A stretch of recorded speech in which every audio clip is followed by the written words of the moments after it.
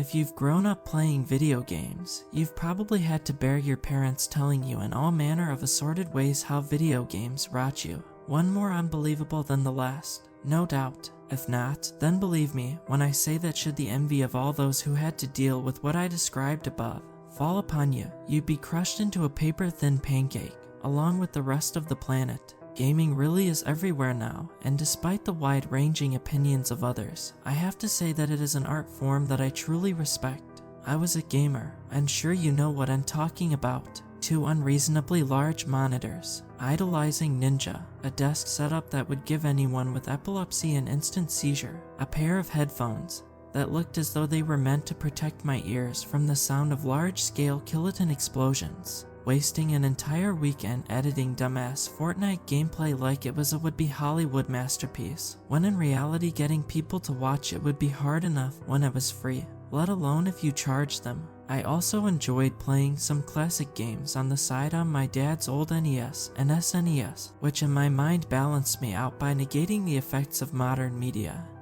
And this somehow made me a more well-rounded individual, but which in all likelihood didn't do anything. But I digress. You, reader, might be wondering by now why I referred to my gaming self in the past tense. Well, that's because what I mentioned above is all in the past. I am 18 years old as of writing this. I haven't gamed in almost 3 years. So, what do you think happened? Did I get addicted and was shipped off by my parents to some institution to get cleansed? Now, before you jump the gun, I have to stop you right now and just say that no, I did not get scared straight as some parents like to say. I mean, at least not in the traditional sense. The event in question happened around April 2020, quarantine. I was a stupid-ass 16-year-old, and, to me, lockdown was the blessing from God I had been constantly nagging him for only he knows how long. I had unlimited free time to game to my heart's content, and I resolved that I would make my gaming channel, with a grand total of 5 subscribers, all of whom I knew in my real life, take off, and join the ranks of Ninja and Markiplier, make millions, quit school, and prove to my dumb parents who I love very much now how profitable gaming was and how I wasn't just rotting my brain all this time. See, I wasn't exaggerating when I said I was a stupid-ass 16-year-old. So, instead of doing my damn homework, all of my time was spent screen recording the worst gameplay of Fortnite and PUBG imaginable while my crackling voice commented and screamed every once in a while, editing random and sudden zoom-ins, making unfunny jokes, and Christ, you get the picture. Anyhow, despite 2 months of effort, I had made a grand total of $1 from all of my videos combined and gained only 1 subscriber whom I also knew in real life. Needless to say, I was disheartened. Was this the moment I decided to stop being a gamer? Was what scared me straight the cruel dream-destroying reality of this world? Nope, I wasn't ready to give up. I still blindly believed in my dream. School had just ended and I decided that my summer that year would be spent giving gaming my all again. After all, I had to justify all the Fs I had somehow gotten. Anyway, I remember lying on my bed one random day and thinking hard, quite the challenge for little old 16-year-old me. I knew that to get subscribers, I had to do something niche, something that no one else was really doing, if at all, something unique that was sure to gain a following, and that no one else could copy. And as I lay there in bed, it suddenly hit me. I should play games that no one else was playing. But by that I don't mean games that were unpopular. I meant games no one else had access to. It was around evening when I logged into the dark web through Tor. Now, before I continue, let me explain something about the dark web. 99% of what you've heard about it on whatever creepy-ass animated story or fake creepypasta you've listened to is false. I hope you're not surprised. They're false because they portray the dark web as a minefield that will pretty much screw you up immediately, a place full of drugs and hitmen and messed up individuals. While you can find those things on there, you don't just stumble onto them as a first-timer like all these stories talk about. They're right about lists of onion links, but you can call bull when they say they randomly clicked a link and found themselves in a digital hell of some kind. The dark web, if I had to compare it to something, is a lot like 4chan, just an endless collection of message boards. It's actually pretty boring because you can't just access the drugs And the hitmen and the snuff videos right off the bat. It's like being admitted into a secret society. The ones who are in scope you out after you've shown interest on a message board and determine whether or not they should let you in. They then basically hack your private life for 2 reasons: to make sure you're someone who can be trusted, to use as leverage in case you decide to snitch. Besides that, it's just weirdos talking on forums about whatever bull's going through their mind, or you just ordering some weed. Basic stuff really. Well, I'm no script kiddie, so needless to say, I knew my way pretty well around these parts. I used a non-window operating system, disabled all my scripts, and Flash, booted up Tails, had a custom VPN I had someone whip up for me, the whole 100 yards. On the day in question, a hot summer day, I logged into a chat room and posted a query asking about any interesting games I could play, stuff I couldn't find on Steam or on the surface web. The conversation went something like this. Query: yo, I'm looking for some interesting video games to play. Stuff you can only find here in this part of the internet. It wasn't long before I received a message back from some dude with the handlebar John. John, what do you mean? Me. I've got a damn game addiction and stuff on Steam no longer floats my boat. I want to know if I can find any niche good stuff here. John. How interesting. I can tell that you're an amateur minus script kiddie since you don't know what I'm about to tell you, but since you seem to know how to keep yourself safe here. As you know, games are an expression of humanity, as is this corner of the internet. People want to express themselves, but sometimes those expressions are not appreciated on the surface web, so they post their artwork here where like-minded individuals dwell. Games are no exception. I can send you a link if you want. Me? What, you gonna show me some sad Satan stuff? I already know about that, bro. Stupid ass game, and I don't want my precious PC to get any viruses from something a damn pleb made. John, no, this is the real deal. The community suffered quite a reputation blow from the leak of that game. A real piece of trash made by a piece of trash who had no feel for art. Luckily, its developers have been working hard to cleanse the palates of us, the consumers, from that trash fest. Are you still interested? Me, of course. And just like that, he sent me a link and logged off. Christ, this link was something I had never seen before. It was a onion link, but everything before that was just a jumbled mess of letters, words, numbers, digits, random punctuation marks, and a few weird-ass lines that made text distorted. Those who have watched game theory videos on YouTube will know what I'm talking about. It wasn't so much a link as much as it was a paragraph of the strangest collection of text imaginable. I'm sure everyone reading this knows where the hell this is going. With an I am talking in a very literal, no exaggeration manner, absolutely no hesitation. I clicked the link, and just like that I had unwittingly stepped into hell, just like the so many unfortunate writers of all those fake dark web stories. The website took 3 solid Mississippi seconds to load, and did so just as I was about to opt out. Just thinking about it gives me the impression that damn thing knew I was about to leave and didn't want me to. The screen immediately went black, and just when regret was about to hit me, a text box came up. Welcome, dear player, to our humble website. We appreciate your patronage and hope you will be able to enjoy our extensive collection of free games made by the finest in the industry. Happy playthrough. Sincerely, Mod. The message made me feel uncomfortable. I know, right? Countless times of wafting through the cesspool of humankind. And a polite message is what gets under my skin. Exactly. My parents were asleep. I just drank a thing of Monster and a thing of Red Bull, and I was given the prospect of entertainment until dawn, and so I took it. I clicked on the search bar, but saw that I couldn't actually search anything. Instead, a list of categories popped up. What were the categories? Sexual assault, murder? Nope, none of those. Every single one was plain as can be. POV, action, suspense, that kind of stuff. You could select multiple categories and then hit search. I chose the following combination for my first game: 2D, detective, mystery, choice-based. Simple, right? I pressed enter and waited. It seemed to last forever, but finally the churning wheel of loading disappeared and I was met with a retro home screen. The title read, in all caps, Interrogation of Phineas Wheatley, in a strangely well-chosen color palette that didn't make me want to vomit. Needless to say, 16-year-old me was stoked. I thought I'd just hit a video game jackpot. fantastic games too niche for the mainstream all at my fingertips for absolutely free. In case you've been wondering, no, I don't have any footage of these games. My plan was to master their gameplay, and then record it so that I wouldn't embarrass myself like I had done before. Yes, I do regret it tremendously, but what are you going to do? Sue me. This game, unlike a standard NES one, allowed me to use my mouse. So with that, I clicked start. The screen went black, and a new image loaded on my monitor, the one that was logged in the dark web.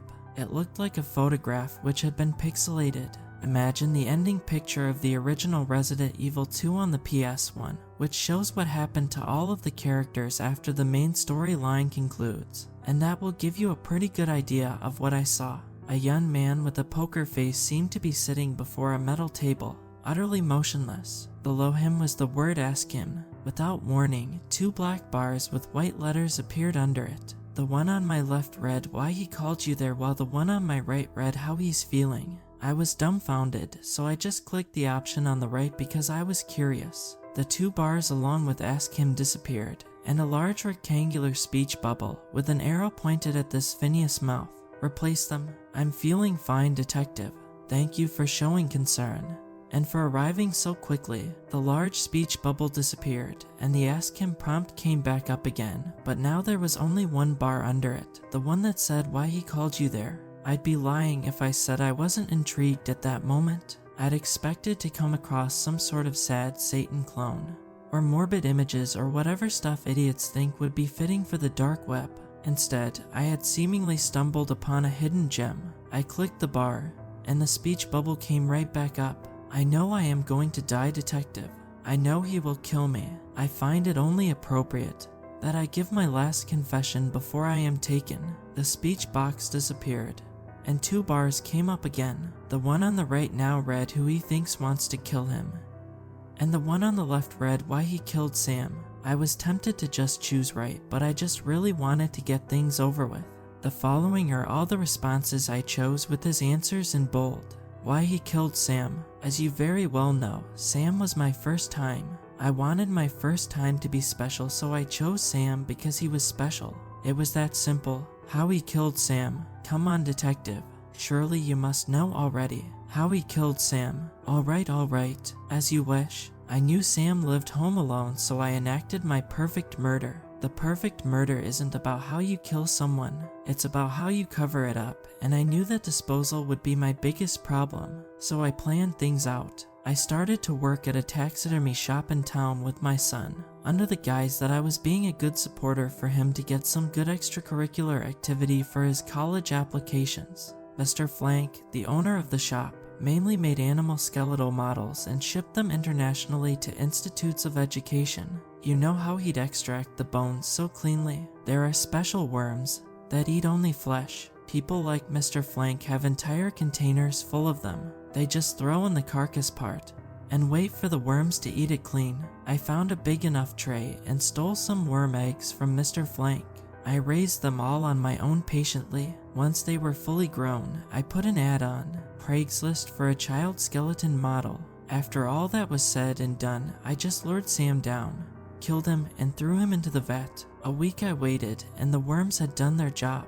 I then shipped the skeleton off and out of my life for good. Simple as that. I then just burned the worms along with Sam's clothes, and that was that. It was as if nothing had ever happened. How he got caught, just thinking about it makes me mad. Turns out you have to use hydrogen peroxide to preserve bones so they don't yellow over time. What happened in my case is that the person who received the skeleton was a medical expert, and immediately realized that he'd just received a real child skeleton. The rest, I'm sure you know, a fun experiment that ended up biting me in the ass. The bar on the right disappeared, and the remaining bar now read "Why he needed to speak to you." This is the response I got when I answered. "You see, detective, I'm afraid I've been a tad dishonest with everyone. I'll cut to the chase and just say that little Sam wasn't my first, nor my second, nor my third. He was number 31. Normally, I'd just cut up the bones and bury them. Sam, on the other hand, was a special case, as I thought it would be a neat idea for me to ship my friends out.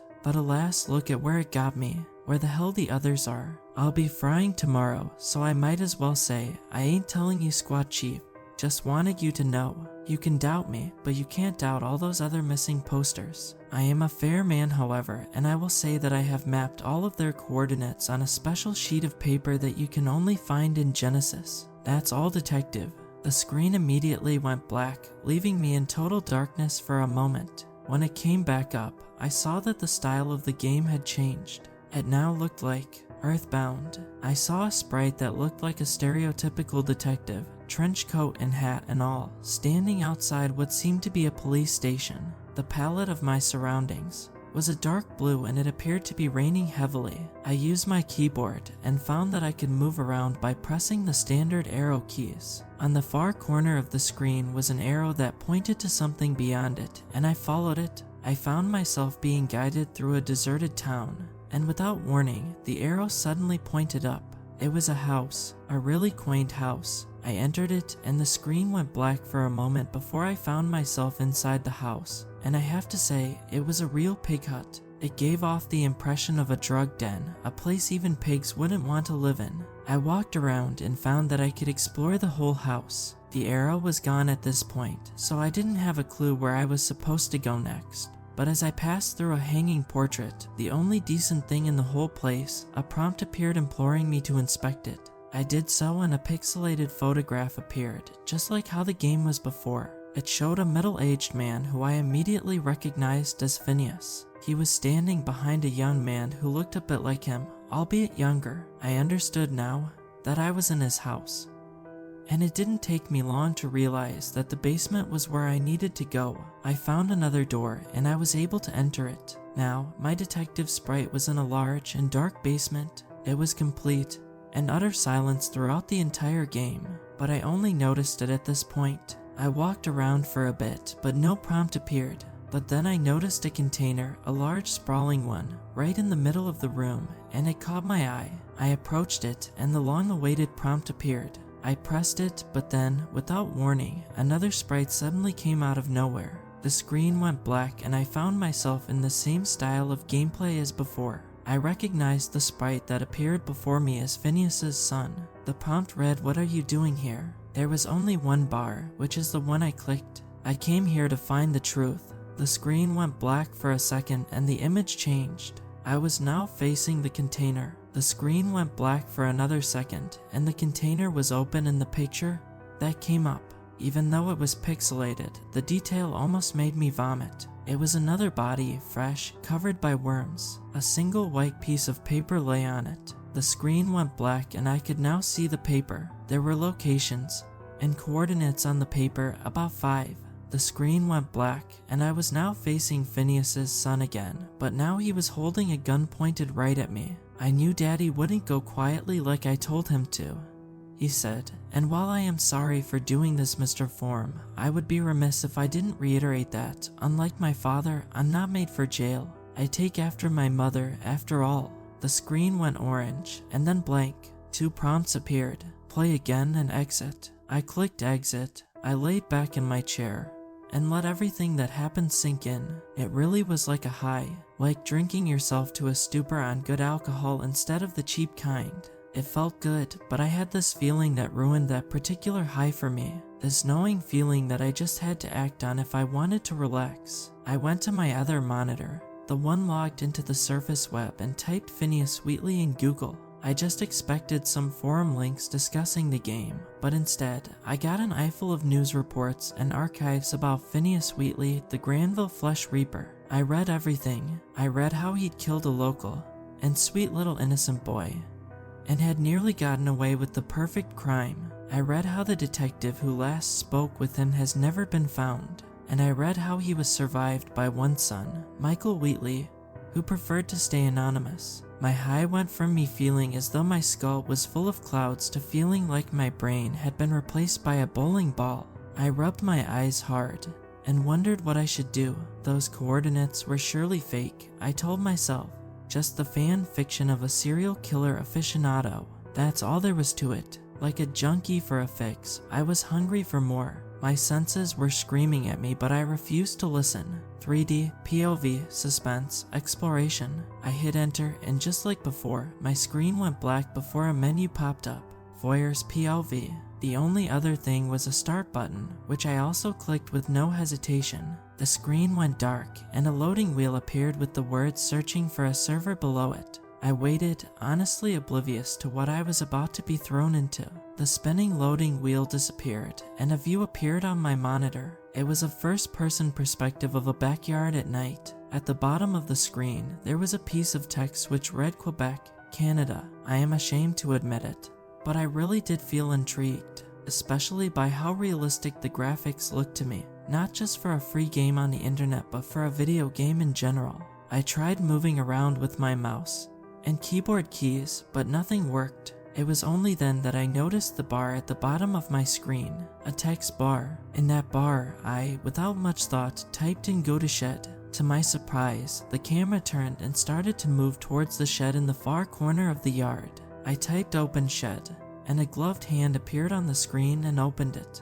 Enter shed, take dagger, exit shed. It felt exhilarating, much better than Until Dawn, a true update of old text adventure games. The character was doing everything I told him to. Enter house, go upstairs. The camera followed all of my commands. I was now in a bedroom. A girl, about my age, the one I'd seen in the family pictures on my way up the stairs, lay sleeping before me. She seemed so real on my screen that I had to blink.